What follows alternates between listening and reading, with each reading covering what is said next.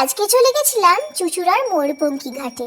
আমি তো গিয়ে অবাক, কি সুন্দর সন্ধ্যা আরতি করছিল বাউন ঠাকুররা। সন্ধ্যাবেলায় গঙ্গার ঘাটে গিয়ে দেখি এই অবস্থা। সন্ধ্যা আরতি শুরু হয়ে গেছে, গিয়ে দেখি শয়ে শয়ে লোক এখানে সন্ধ্যা আরতি দেখতে ভিড় করেছে। আর তাই আমিও বসে পড়লাম। একটার পর একটা জিনিসপত্র নিয়ে বাউন ঠাকুর আরতি করছে। আর এই সন্ধ্যেবেলার গঙ্গার ঘাটে বসে আরতি দেখার মজাই আলাদা। তোমরা যদি এখানে আসতে পারতে, এসে যদি দেখতে, তোমাদেরও মনটা খুব ভরে যেত খুশিতে। একটার পর একটা জিনিস নিয়ে আরতি হচ্ছে, সবাই মন ভরে দেখছে। আমিও এত এত খুশি হয়েছি, তোমাদেরকে বলে বোঝাতে পারবো না। দেখো এখানে শয়ে শয়ে লোক এসে ভিড় করে দেখছে,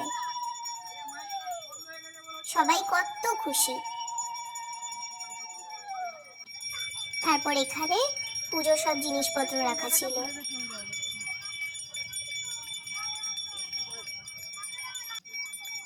তারপর শুরু হলো ধূপের আরতি। ধূপের আরতি শেষের পর শুরু হলো ধুনুচির আরতি।